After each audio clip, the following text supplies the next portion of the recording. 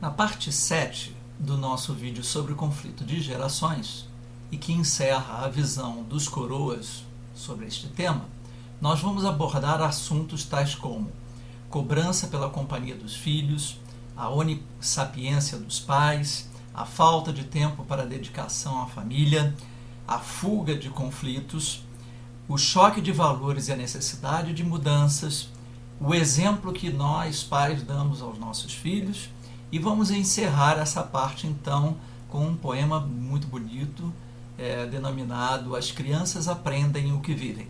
Ok? Vamos lá, então. Em relação à questão da exigência da companhia, esse é um outro tema bastante polêmico em relação à convivência entre pais e filhos, porque sabemos que muitos pais sentem falta, e naturalmente isso é um sentimento natural, da companhia dos filhos, né? O problema é como a gente cobra esta companhia dos filhos. Essa cobrança ela pode ser feita de uma maneira tranquila, mostrando o quanto sentimos falta da companhia dos filhos, mas por outro lado também pode fazer uso do que se chamam chantagens emocionais, né? Como por exemplo, você não se lembra mais de seus pais, você nos abandonou, coisas dessa natureza, e que só trazem um sentimento negativo, né? Só tentam incutir uma culpa e que não resolve o problema da ausência dos filhos no convívio familiar, né? Isso aqui não é a sua casa, não é aqui a sua casa não é um hotel, né? É aquela outra frase que é dita com um tom de rancor, de raiva, tentando dar a entender que o filho só vem para comer, para dormir e tomar banho e etc., né? Não vai ajudá-lo a trazer para o convívio, né? São frases negativas, né?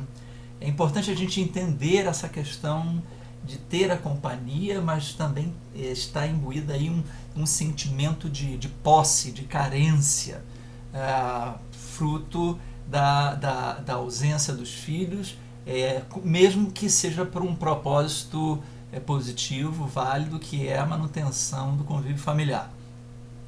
O importante é o equilíbrio na cobrança, né? Mostrar, olha, nós não temos tido oportunidades de estarmos juntos, né? Sinto saudades dos nossos papos, dos nossos programas em família, etc, etc, como uma coisa boa, gostosa, prazerosa, e não aquela cobrança de quem tem a obrigação de estar ali fazendo companhia para os seus pais. Não é eficaz e só faz trazer exatamente esse espírito, esse sentimento de obrigação na presença, e isso não resolve. Não geramos filhos para nós não temos propriedade sobre os nossos filhos. Nós criamos filhos para o mundo, para que eles se desenvolvam, batam asas e voem e tenham sucesso, sejam felizes, né? Criem seus próprios mundos, suas próprias famílias, e que essa unidade familiar não se perca, mas que isso não estabeleça uma corrente que prenda o filho à família como uma forma de acorrentamento, como uma forma de cerceamento, para ele poder viver a sua própria vida. A gente precisa se acostumar com o fato de que quando eles vão crescendo, eles vão criando vida própria. Já na adolescência, eles vão sair com os amigos, vão ficar muito tempo na rua, ou vão ficar na casa dos amigos, eventualmente na própria casa, né? Mas eles estão criando o seu próprio ambiente, criando a sua própria vida, e isso é saudável, né? Então a dica é tornar o convívio familiar como um momento prazeroso, né? Fazer daquele momento da convivência uma coisa gostosa e não cobrada, uma coisa que é vivida de forma espontânea porque se sente falta, porque é gostoso, né? E isso aqui sim que tem o efeito desejado. Um problema seríssimo é o problema da onissapiência, quando pais se comportam como se fossem sabedores de tudo, que não erram, que não cometem medos, que não cometem erros, que não têm medos, né? E aí a frase surge do filho: por que você sempre tem que estar com a razão ao saber de tudo? Isso é uma visão muito ruim do filho para o pai. Não é saudável você se colocar sempre na posição de certo e nunca dizer: desculpa, eu estava errado. Nós não somos donos da verdade, assim como os jovens também não são e às vezes tentam ser, né? Por que precisamos saber de tudo? Qual é o erro em dizer não sei, né? E vou procurar saber? Então, se colocar numa posição mais humana, uma posição em que se permita dizer: eu também erro, eu também tenho limitações, eu também tenho medos, e assim por diante. Então, dar uma noção de que nós também temos os nossos momentos de estarmos certos e momentos de estarmos errados. E saber que existem coisas que são boas ou ruins para todos. Então, esse é um ponto que precisa ser adotado pelos pais para não gerar esse sentimento de onissapiência, até porque isso cria um afastamento. A criança, o jovem diz assim: meu pai é perfeito, ou se acha perfeito, e ele acaba se afastando em vez de se aproximar. É preciso a gente dizer: vamos aprender com os nossos filhos, que mal tem isso. Isso é bonito, isso é legal. Eu já ouvi isso dos meus pais e eu já falei isso para os meus filhos. É uma sensação muito gostosa, tanto para um lado quanto para o outro, né? É bom a gente ser humano e mostrar que erra. E é positivo mostrar que tem medos, angústias e dúvidas. Torna você uma pessoa mais acessível, né?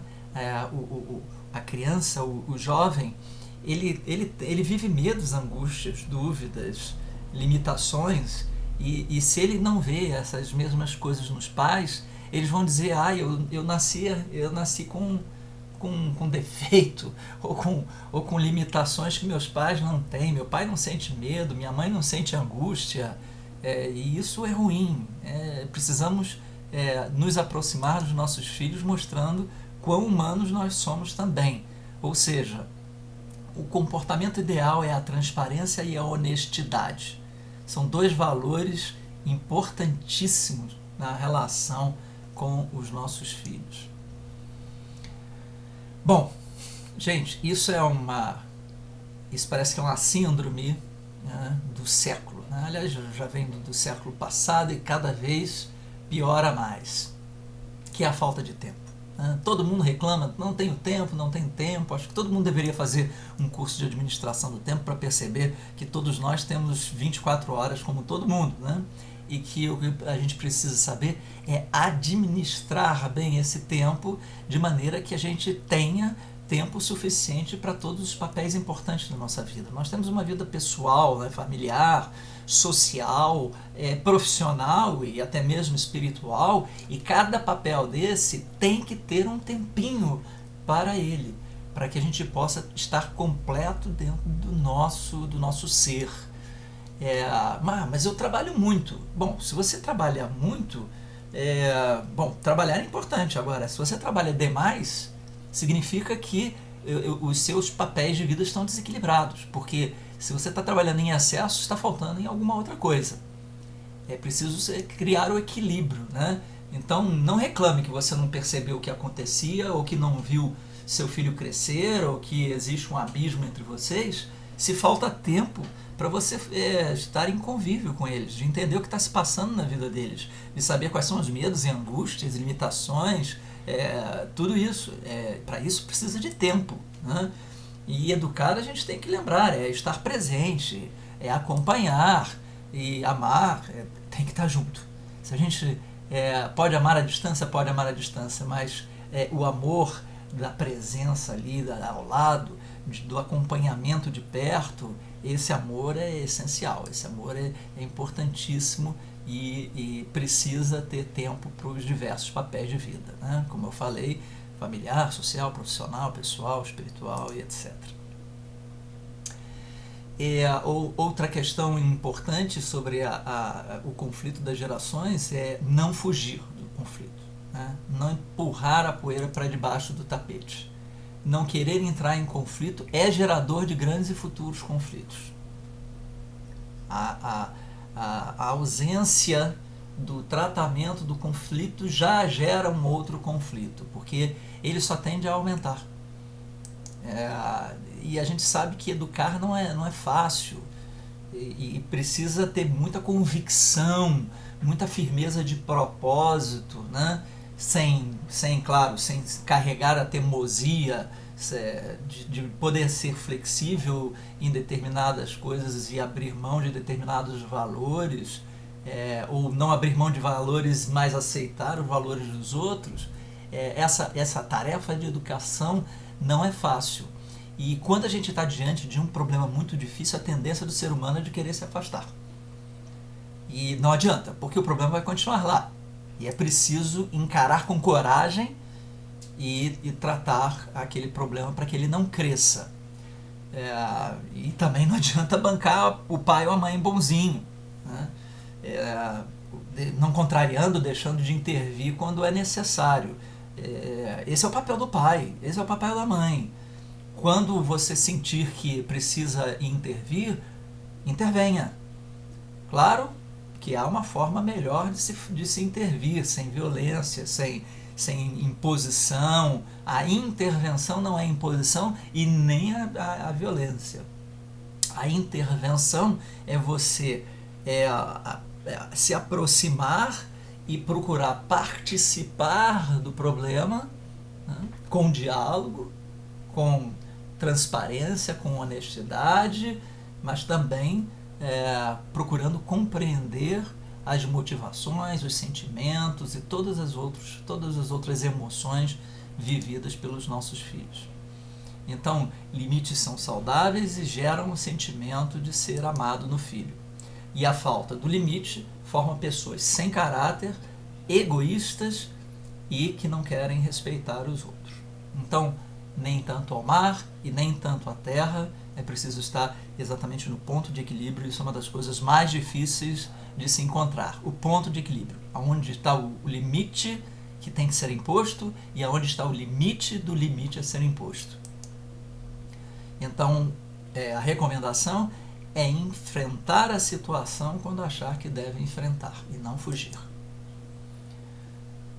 A questão do choque com os novos valores, né? Grande parte, né, dos conflitos citados se devem a um único fator, né?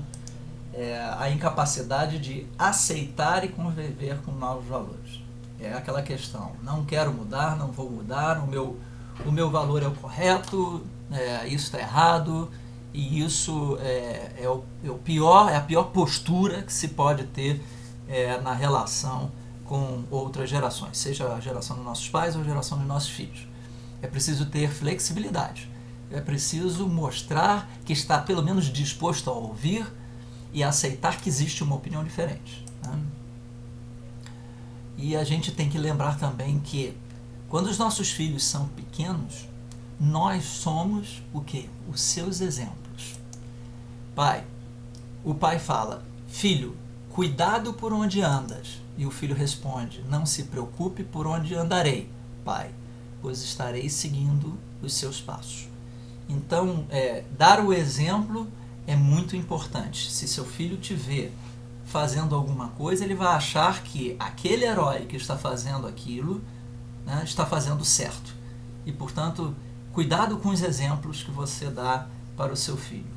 Se você fuma, não vai depois reclamar que seu filho fumou, né? Se você pega a pista do acostamento para fugir do engarrafamento, não vá se surpreender se um dia seu filho fizer a mesma coisa ou outra atitude antiética. Nós somos os exemplos para os nossos filhos. Isso é educar. Então, para encerrar o lado dos coroas, vou trazer um poema de Dorothy Law Notes, talvez muitos de vocês conheçam, que diz: as crianças aprendem o que vivem. Se a criança vive com críticas, ela aprende a condenar. Se a criança vive com hostilidade, ela aprende a agredir. Se a criança vive com zombarias, ela aprende a ser tímida. Se a criança vive com humilhação, ela aprende a se sentir culpada. Se a criança vive com tolerância, ela aprende a ser paciente. Se a criança vive com incentivo, ela aprende a ser confiante. Se a criança vive com elogios, ela aprende a apreciar. Se a criança vive com retidão, ela aprende a ser justa. Se a criança vive com segurança, ela aprende a ter fé. Se a criança vive com aprovação, ela aprende a gostar de si mesma. E se a criança vive com aceitação e amizade, ela aprende a encontrar amor no mundo. Uma belíssima reflexão, não é mesmo? Para as nossas vidas e como que nós nos relacionamos na educação dos nossos filhos.